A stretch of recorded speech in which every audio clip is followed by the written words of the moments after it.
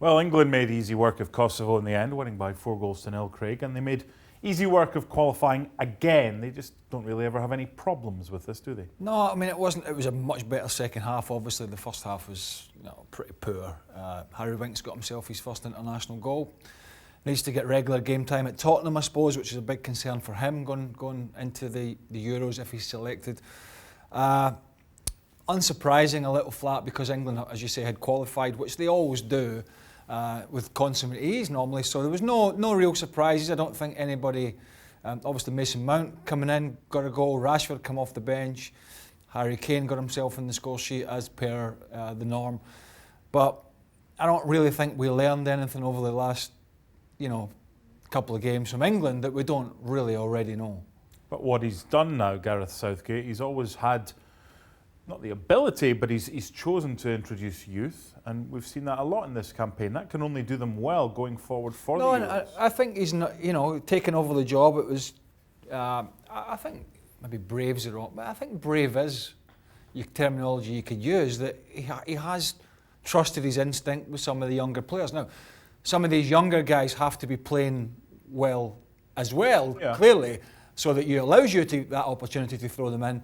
But clearly at the moment he's got a good batch of young guys, but they're all guys that are sort of forward-thinking, playmaking, attacking, creative players, and that's really good for England in terms of going forward. I think England's main issues are at the other end. Obviously the centre-half position, which Tyrone Mings again comes in. I think throws it, not just because of this game, but I think in general, throws his hat in the ring. He's a big, strong, powerful guy. And somebody needs to partner Harry Maguire because John Stones is in and out at Man City, and I don't think anybody else is really, throwing their hat in the ring. Maybe Michael Keane from Everton, but I'm not convinced about him either. Let's fast forward to the Euros. Let's get some odds and see where England are right now. And there are different tiers as to who is where. Do you think these odds are fair? Well, whether I think they're fair or not it doesn't matter.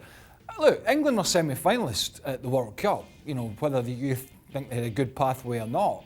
The Spanish are not convincing at the moment. The one thing I would say, I think, if England were to play Belgium at the moment, that's a very tight call.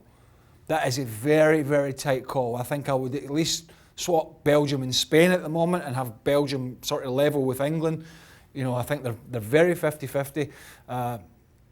But listen, with Germany struggling at the moment a little bit, and with Italy on their way back, which they're probably the informed team in qualifying. They won every game under Mancini. They've been much better. But I think England can be pleased about where they are, and the players they've got, and apart from the little hiccup with Gomez and Sterling, and it was kind of a little hiccup that was blown out, then he's in a good position. Back in the day, it used to be the case, certainly from a media perspective, the media down in England were like, well, if you don't come back with a trophy, it's been an unsuccessful campaign. Now it's more realistic for media, for England and forever. What is a realistic achievement for England? What's a realistic target for England at the Euros? I think if they get to the semi-finals again, I mean, obviously you want to get to the finals and win it, which they are, with Harry Kane leading the line, getting the goals, they are capable. The French are no doubt out there, but they haven't played particularly well in some of these qualifying games, but they could light up. For England, I think now they've come to accept that it's not all about always going to go there and come back, but it's to go there to entertain, to play well, and to be amongst the big boys as they should be. And I think if they can do that again, and if they go to the final and win it, obviously there'll be open-top buses. But if they were to get to the semi-final again and entertain and maybe get knocked out, I don't think there would be too many groans about it. I think England fans would rather go there and see their team play an open, attacking kind of football with these young guys and get the young guys in there and give them a chance. The one reason I don't think they will win it is purely because I think they'll be opened up at the back against the better teams like the French and potentially the Belgians. And I think that will be their Achilles heel, as I think it was in the end in Russia in 2018. 7 wins and just the 1 defeat to the Czech Republic. Another very facile campaign for England. They did very well in qualifying. Now, in the Euros, they'll be one of the favourites.